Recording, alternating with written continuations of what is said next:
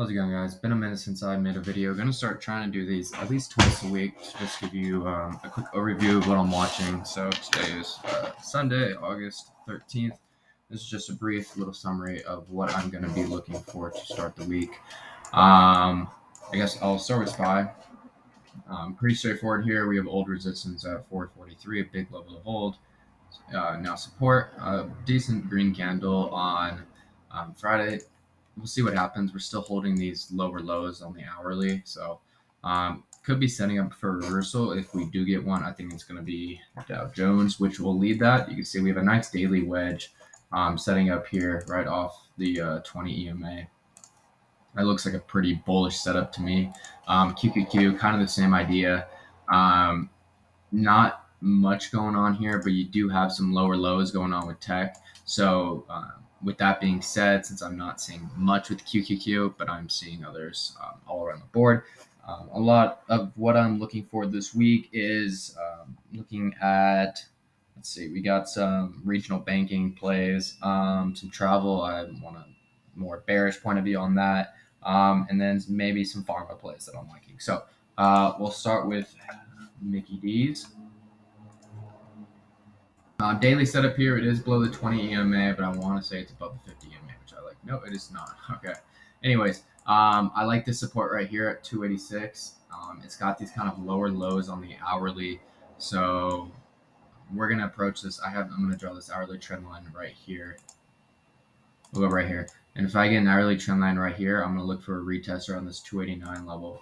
And that's going to be my long signal. And if we get that on Monday, I'll look to swing that into Tuesday. Like I said, that daily, we got those lower lows, which I really like. So if we can get a break right here, just going to move quick to the upside. The weekly, we kind of got a little bit of a reversal candle, but I can see this definitely playing out to the upside back up to the 292 area. So that is the first setup that I like. Second setup that I like is MRK. See this nice little curling going on the weekly. I think if we get a dip on Monday, I would love to play that.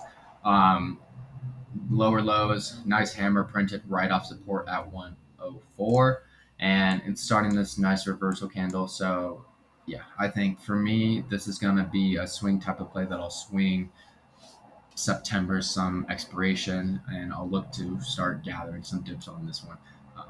So this is a pharmaceutical play. So speaking of pharmaceutical, XLV is what I like. And this is just a weekly trend line. I think if we can get a weekly trend line break starting from this upper all-time high area, November 28th candle, July 17th candle, and once again this wicked on this candle. So if we can get a weekly trend line, I don't see why this doesn't go towards 145. It's been incredibly strong, and another one in that same kind of general genre is PFE. PFE, it dipped below this support, and it was able to regain 35.5 area. Printed a nice little bullish inverse hammer on Friday. Stayed relatively strong. This thing can move quickly. I kind of have this daily trend line drawn. We'll see how it goes. I'm just going to keep an eye on this for now. Hourly, you can see it a little bit better. Higher lows.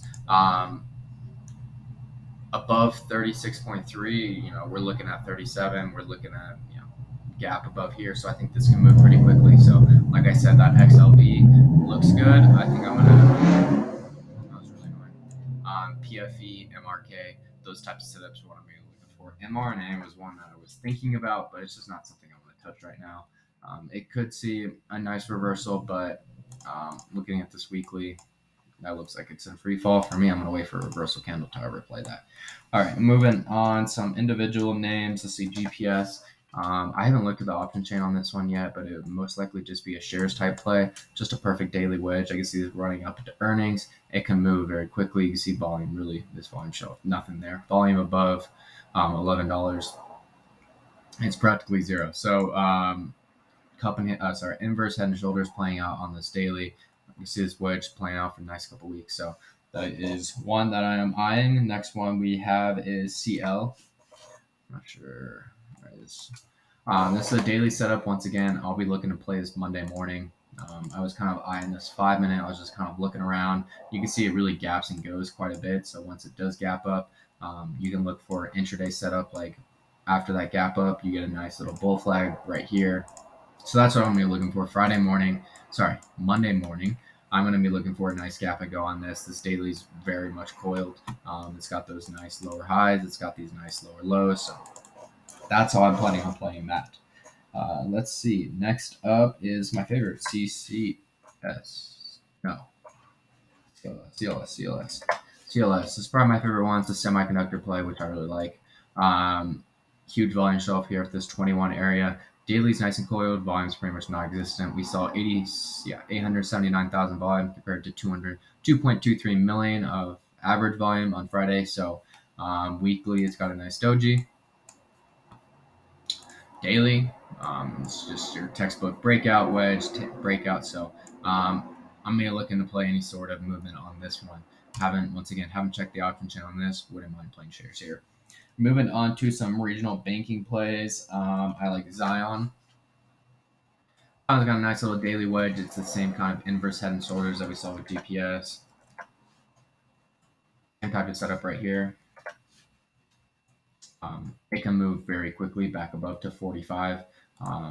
Volume shelf pretty much non-existent above this 38 area. So this daily wedge I'll be keeping an eye on. Along those same lines, we have KRE. This is just the regional banking ETF, which is why I'm eyeing some of these regional banking plays, and I'll probably have to scan for more later. But I do think that will be good. Same thing here. We had the big beat down. We had those banks crash earlier this year. Starting to play out this inverse head and shoulders. It's remained really relatively strong over the past couple of weeks, and it's got this nice daily bull flag. So I'm going to keep an eye on these lower lows. Some other banks maybe that I'm going to keep an eye on. JP Morgan to start, that printed a nice hammer on Friday. They're really weirding me out right now. We have SHCW. Had this cool little setup going on. It was kind of chopping. It printed kind of an ugly candle. So the other one, last bank play, BAC. Daily wedge just to help this 30.75 support. Same thing. It's held relatively strong and it's got plenty of room to run north. So I'm just gonna keep these on the side note, but mainly gonna be watching Zion. That's gonna be my big one from there.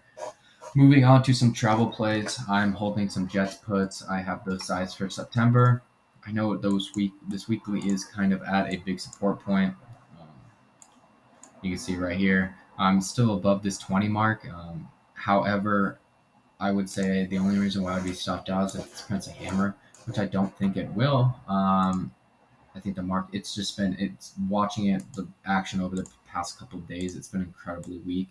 It showed no signs of reversal on Friday, even though when the market was reversing.